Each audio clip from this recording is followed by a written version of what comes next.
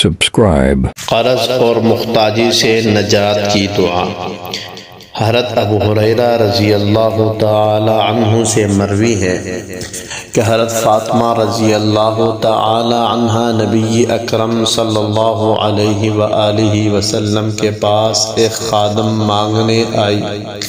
آپ صلی اللہ علیہ وآلہ وسلم نے ان سے فرمایا، تم یہ دعا پڑھتی رہو، اللہم رب السماوات السبع ورب العرش العظیم ربنا ورب كل شيء منزل التوراة والإنجيل والقرآن فالق الحب والنوى أعوذ بك من شر كل شيء أنت آخذ بناصيته أنت الأول فليس قبلك شيء وأنت الآخر فليس بعدك شيء وأنت الظاهر فليس فوقك شيء وأنت الباطن فليس دونك شيء اقض عني الدين وأغنني من الفقر۔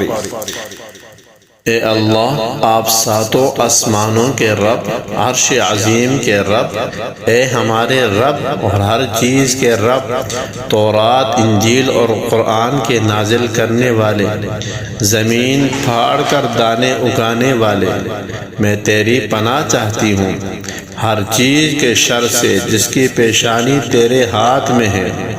تو اول ہے، تجھ سے پہلے کوئی چیز نہیں، تو سب سے آخر ہے، تیرے بعد کوئی چیز نہیں، تو سب سے ظاہر ہے، تیرے اوپر کوئی چیز نہیں، تو پوشیدہ ہے سب کی نظروں سے لیکن تجھ سے کوئی چیز پوشیدہ نہیں ہے۔